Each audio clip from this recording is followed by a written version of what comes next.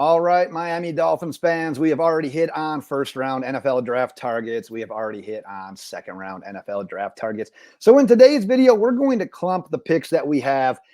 We're going to clump these together, the fifth rounders, the 2, 6, and the seventh rounder. We're going to call it late round targets for your Miami Dolphins. Like I said, we already did targets for the first and second round. If you haven't checked out those videos, make sure you are going back and check those out. Get subscribed if you haven't done so already. As always, thanks to those that have. But before we dive into these late round targets, I got to hear from you. I know it's hard to project the draft, predict the draft. It's let alone hard enough to figure out the first round. So yeah, projecting these late round guys is there's no exact science to this, but there's a guy that, you know what, you think's going to go later in the draft that you think the Miami Dolphins should take a peek at. Drop them in the comments. I've been doing 5 prospects in the first round and the second round. I'll do a few more today because we're clumping more rounds into it. I probably won't go into as much detail on each prospect as I did in the first and second round videos. But if there's a guy that has caught your eye so far this offseason, you know what to do. Drop them in the comments. Curious to see who has caught your eye as well. But like I said, we've got a fifth rounder, which is 158 overall. We've got 2 picks in the 6th, which is 184 and 198. And then we own the 241st overall selection in the 7th round. So without further ado, let's just jump in no particular order in today's video. Like I said, late round prospects. We're out there trying to hit the draft gem. That's what we're trying to do today. So let's start with Ainias Smith, a wide receiver out of Texas A&M. A little bit of a smaller slot wide receiver, 5'9", $190. But I tell you what, this is the guy that's super elusive with the ball in his hands. And guess what we did last year?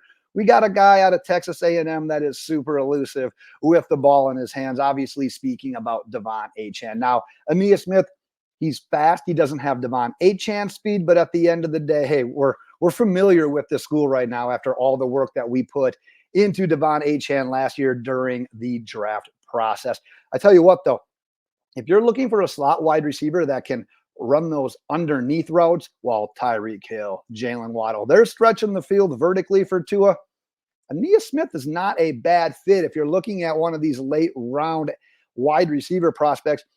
He did break his leg in 2022. So quite honestly, he didn't seem up to his full speed in 2023, but I would say with the extra added rest, the extra added training, I would assume that he'll be back to fully healthy for this upcoming NFL season. Funny enough, I talk about Achane. He actually talked about the Dolphins and Devon Achane during his combine media availability and said, you know what, me and Devon Achane were pretty close while we were together at Texas A&M. So I don't know where that goes in the draft process for the Miami Dolphins front office. Probably nowhere other than it being a coincidence. But like I said, a wide receiver to at least monitor if we target the position later in the NFL draft. Let's go over to the defensive side of the ball. Marcellus Dial, cornerback out of South Carolina, another school that we are pretty familiar with based on last year's draft, obviously drafting Cam Smith. But Dial goes 6 foot even, 190 as well. Ended up at least metrically testing pretty well at the NFL Combine. He ran a 4.46 40, had a 40.5-inch vertical. So athletically, it was there. But there's definitely some concerns when you look at his overall technique and how much he really just kind of relies on face guarding. And we've got a little bit of history with a guy that was a little bit much of a face guarder in Noah Igbenogany. It never really clicked with him. So a little bit of PTSD there. There's another guy we're going to talk about that we got some PTSD from, but regardless, that's something he'll have to improve on at the next level. For a cornerback, he does play pretty physical. He's aggressive with his hands at the catch point, trying to knock that ball loose. But if he could work on that technique, if he could play a little bit lower, be a little bit more athletic with the frame and with the speed that he has, I think that would help him be a little bit smoother. It would help him with his technique. He could stay with wide receivers at the NFL level. So that's the biggest concern and the struggle I can see with him right away. We'll stay on the defensive side of the ball here. We'll go to the defensive line. Christian Boyd out of Northern Iowa. Now, Boyd was not invited to the Senior Bowl. He was not invited to the NFL Combine. But he did get to go to the East-West Shrine Bowl, and he made his presence felt. He stood out there of all of the interior defensive linemen. You look at Northern Iowa, he's obviously not playing the top-tier talent playing at that university. But I tell you what, that team relied on him and he played well. He showed out. He was the team's primary run clogger up front, that interior guy that could also show that ability to get to the quarterback. He ended up with 18 quarterback hurries and 3 sacks in 11 games last year, but he's got good size. He's got good power. And one of his biggest attributes is that burst that he has off of the snap, which obviously helps him in the run game, in the pass game. That's what I like to see out of interior defensive linemen is that initial burst, because you can make up for a lot of shortcomings if you get that quick jump. And Christian Boyd has that as well.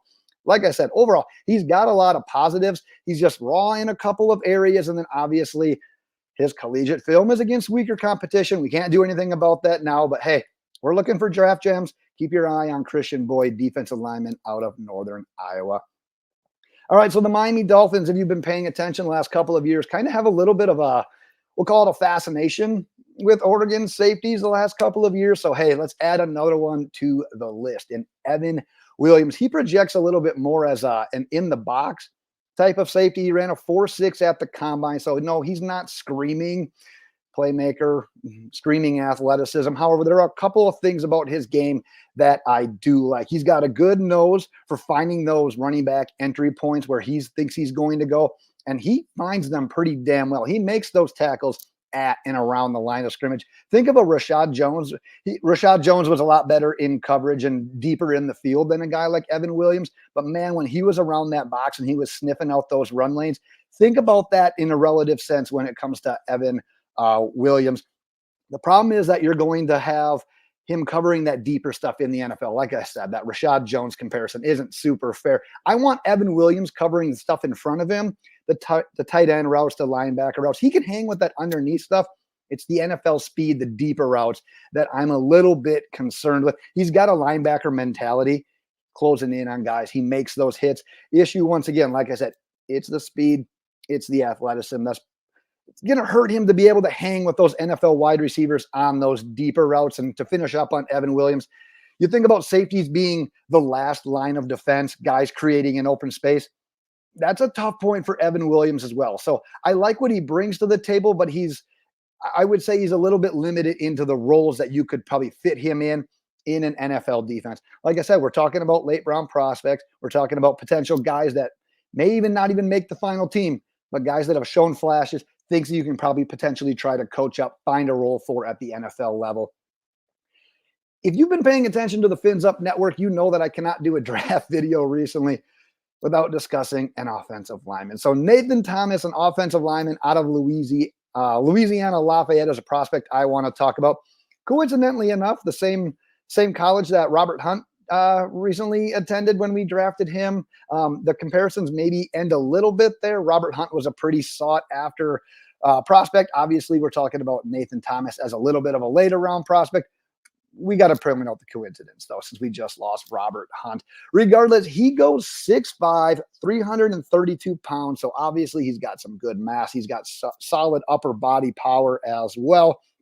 I personally think that his ability as a run blocker is superior than his ability as a pass blocker. I don't think that his pass blocking is bad by any means. I just think if there's one thing that he excels in, it's that ability as a run blocker. Because when it comes to more so mirroring those edge rushers, he lacks a little bit of that ability to mirror, to slide with them. So maybe he projects a little bit better as a guard at the NFL level. Regardless, if we're talking about a 5th, 6th, 7th round NFL prospect, you're not looking at a day one starter. If you're drafting an offensive lineman this late, obviously we're looking more so at a depth guy. There's at least some potential there, though, that I like to draft, develop. And you know what position in the NFL needs more bodies, more depth than any in the NFL? We've been living proof of it for the last decade plus. It's offensive line. So keep Nathan Thomas on your board as well when it comes to late round offensive linemen. All right, probably the most notable name in today's video is the younger brother of Christian McCaffrey, who is obviously Luke McCaffrey, the wide receiver out of Rice. The thing about him is he probably offers a little bit of appeal as what's labeled in today's NFL as a big slot receiver. When you think of Ania Smith, he's a smaller traditional slot receiver. Luke McCaffrey is that big slot wide receiver. So no, he's not the do-it-all prospect that his brother is in Christian McCaffrey. But I think with the right amount of time given to him with the right coaching, you would hope that Luke McCaffrey could at least become, let's call him a possession, a security type blanket wide receiver for Tua in this offense if he were to get drafted. He is relatively new to the position, formerly played quarterback at both Nebraska and Rice. So there's obviously some rawness to his skill at the position. He's got to work on the nuances. It's the route running. It's the changing up the pace with the routes. It's battling press coverage at the line of scrimmage. But if you're looking at like I said, a late round wide receiver that's shown some flashes, a little bit of a project, let Wes Welker get in there, get his hands on him. You know damn well Luke McCaffrey has got football in his DNA, with his dad, Ed, obviously playing wide receiver, with Christian McCaffrey being a top, 5-player, offensive player in the NFL. Yeah, keep Luke McCaffrey on your radar as well. I'm going to clump these next two linebackers together for the sake of time. You know, I like to get you guys in and get you out. But we'll talk about Trevon Wallace, linebacker out of Kentucky first. This is tricky for me. That name might be a little bit too aggressive for this video. You'll see some mocks with him going as early as probably the third round. But I tell you what, if Miami were to trade back from that pick at 21, at 55 in the first and second rounds, accumulate some mid-round picks, maybe a guy like Trevon Wallace could be a guy if they're looking to target a linebacker. Because I tell you what, you look at linebackers in this draft, and if you're looking for one that has the height, weight, speed, athletic prototype for a linebacker, just raw skill, ability, size, manufacture a linebacker in a lab, Trevon Wallace is going to be pretty damn high on your list. There's always a but, though, and that but is consistency issues and mental issues. And when I hear that, I think of, I've said the word PTSD before. We're going to circle back. Channing Tindall was kind of the same way. He had the athletic makeup. He had the profile. It's just, are things going to click? So you're going to have a few more inconsistencies in Trevon Wallace's game than you would like to see. Some of the mental lapses, like, you got to be able to get on the field. You got to know the playbook. You got to know your role. Can he do that enough on a consistent basis? Because if he can, he's going to be a steal. If he can't, he's Channing Tindall. So that's your precaution. That's your caution. That's your word to the wise right there on Trevon Wallace. If we look at Ford, he's more of your traditional downhill linebacker, fairly average speed. So a much different prospect than a guy like Trevon Wallace. He's going to get most of his stops in the run game in between the tackles. He doesn't have that sideline to speed, the new age linebacker. He's not that. One thing he does is he does offer a little bit in coverage. He's actually had a handful of interceptions during his time at Texas. But where you want him in zone coverage. You want him doing some more of that underneath stuff. You don't want him running man-to-man with these athletic pass catchers, these athletic running backs, these athletic tight ends that are going to stretch you up down the seam, hit you with those wheel routes. That's not Jalen Ford thing. You want him dropping into a zone, keeping everything in front. He can do that, but he has his limitations because he's not the most athletic guy. He's not the fastest guy as well. Interesting prospect nonetheless. I do like him. Regardless, end of the day, a late round prospect to keep your eye on at linebacker. We will wrap things up right there, Miami Dolphins fans. But like I said, if you got any late round Miami Dolphins draft targets that you would like to consider, that you want to share with me, go ahead, drop them in the comments. Let's carry on the conversation from there. I will end it for there, Miami Dolphins fans. Thanks again for your time. And until next time, fins up.